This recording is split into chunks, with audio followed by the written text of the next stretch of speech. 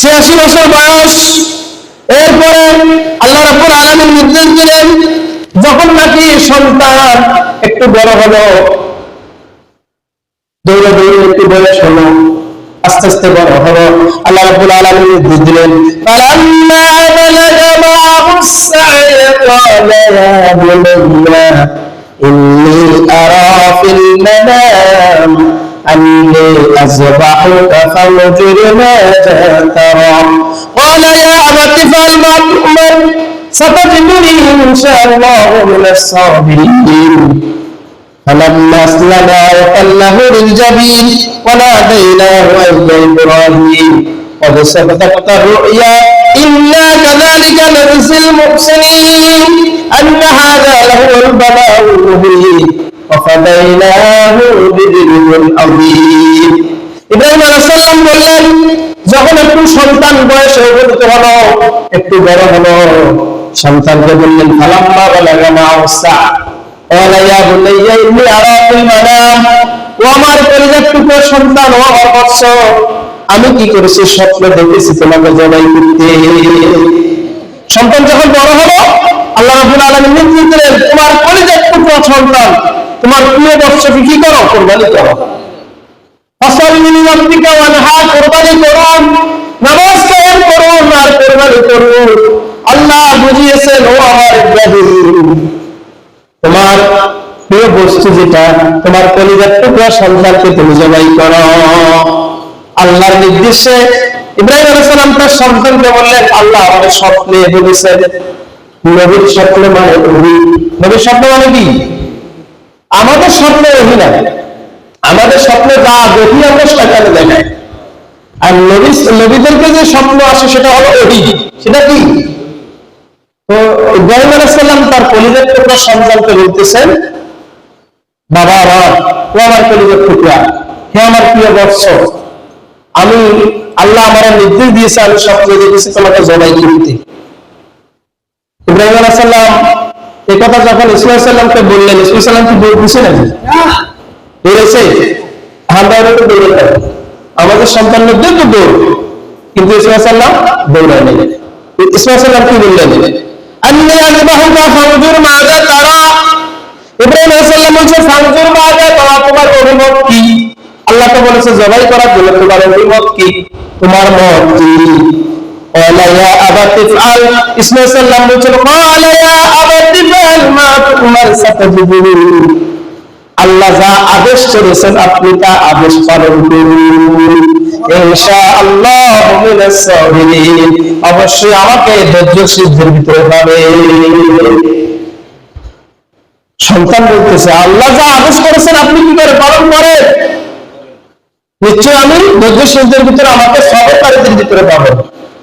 কি সন্তান, বাপ যেমন তার সন্তান, নবীকে নবী, আনুগত্যশীল সন্তান, বাবা সালেন্ডার করতেছে, ছেলেও সালেন্ডার করতেছে, দুজনেই আল্লাহর আনুগত্য করতেছে। বলতেছে যে আপনি যা আদেশ করেছেন তা পালন করুন, আমাকে ধৈর্যশীলদের ভিতরে পাবেন। ইসমাঈল সালাম দৌড়াই নাই, রাগান্বিত হন নাই, আল্লাহ যা আদেশ করেছেন।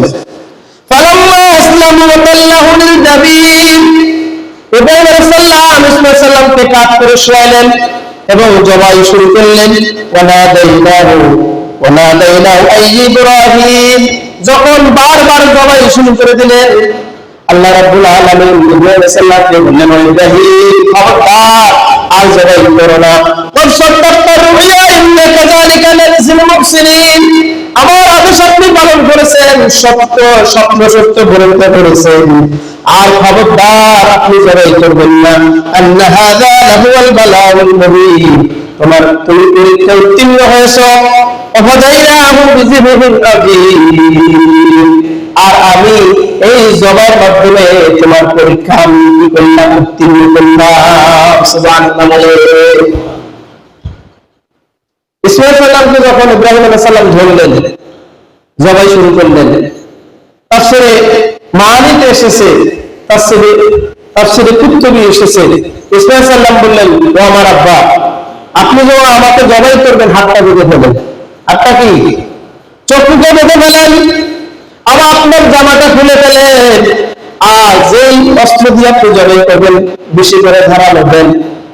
এরপর আমাকে যখন জবাই করবে তখন জোরে জবাই করবে, আমি যেন কষ্ট না পাই। আমি কষ্ট পেলে আপনি পাবেন। আর চক্ষুকে বন্ধ করে দেন, চক্ষু যদি খোলা থাকে তাহলে আমাকে জবাই করতে অসুবিধা হলে সন্তান তার কলিজার টুকরা আপনাকে বলতেছে আমাকে বাঁধেন, বাঁধার পরে আমাকে শোয়ান, শোয়ার পরে এমন ভাবে জবাই করে আমি যেন কি না পাই, কষ্ট না পাই। কষ্ট করে তো আপনি কষ্ট পাবেন। জবাই করার পরে আমার আপনি জামাটা খুলে ফেলেন। জামাটা যদি খুলে না ফেলেন তাহলে রক্ত লেগে যাবে। আমার আম্মা জান হযরত হাজরা রাদিয়াল্লাহু তাআলা আনহা জিজ্ঞাসা করবে, আর আমার জবাই করার পরে আমার সালামটা আমার মায়ের কাছে পৌঁছে দিবেন। সুবহানাল্লাহ। বাপ সন্তান কবুল করতেছে, ছেলে তার আব্বাজানকে তার বাপকে বলতেছে এভাবে জবাই করবে, যেহেতু অর্ডার কার, নির্দেশ কার। সুবহানাল্লাহ। এই জন্য বন্ধুরা আমার হাজরিন, সব সময় দোয়া করবে আল্লাহ আমার এমন সন্তানদের সূক্ষ্ম শিশুর সন্তান হয়, আনুগত্যশীল সন্তান হয়, এমন সন্তান দিন যে সন্তানের কারণে আমি জান্নাতে চলে যাই। দেখেন ইসমাঈল সাল্লাম যেমন নবী, ইব্রাহিম আলাইহিস সালাম তেমন নবী। ইব্রাহিম আলাইহিস সালাম যেমন ধৈর্যশীল, তার সন্তানও তেমন ধৈর্যশীল। এইরকম সন্তান এখন সমাজে পাওয়া যায়। হাজার গুণ আপনি পাবেন না সন্তান। ছেলে বাপের বলতেছে জবাই করে, আল্লাহ যা আদেশ করেছে আপনি তা পালন করুন, আমি ধৈর্যশীলদের ভিতরে আছি।